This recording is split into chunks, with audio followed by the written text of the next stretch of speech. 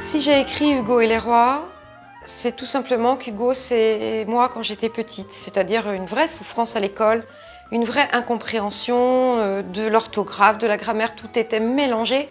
J'étais donc perdue dans la forêt des mots. Donc, au fil du temps, j'ai monté une méthode et j'ai décidé de la livrer complètement au dictionnaire Le Robert, qui décide clairement et simplement de s'adresser à un public large, les parents, les enseignants, qui vont pouvoir l'utiliser en classe et qui l'utilisent d'ailleurs déjà sur des petits ateliers extrêmement simples, marcher sur une phrase, s'arrêter sur des signaux, des et, des i, des u qui nous mettent en alerte, au travers d'un conte, un vrai conte de fées, où la fée Nina va délivrer au fil des chapitres des petits conseils extrêmement simples, mais qui vont simplifier la vie de l'enfant qui lui pense profondément être responsable de sa mauvaise orthographe. Donc Hugo et les rois, des personnages, être un roi sympathique, avoir plutôt méchant, un tordu qui nous tend des pièges où il faut être extrêmement vigilant.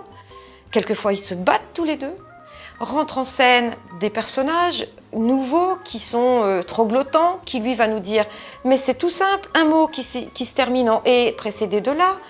La dictée, est-ce que tu peux la toucher avec ton doigt? Tu viens de l'écrire, pose un petit « e » à la fin de dictée, tu peux la toucher, elle est réelle et certaine. Voilà, et « e ». On va se retrouver avec la cheminée, la bouée. Mais la volonté, lui demande Troglottant, la volonté, tu ne peux pas la toucher. La volonté est. Au fil de l'avancée des chapitres, des 9 étapes, on va rectifier une dysorthographie, rectifier les problèmes en orthographe. Donc c'est une méthode complète à laquelle je tiens comme à la prunelle de mes yeux. Je vous la délivre aujourd'hui. Je pense que l'enfant peut très bien s'approprier l'histoire en la lisant, en l'écoutant et en faisant, puisque la mémoire du fer est la mémoire la plus puissante. Réexpliquer la grammaire, c'est tout simplement remettre sur les rails des enfants qui reprennent confiance en eux. Parents, enseignants, enfants, allez-y, foncez.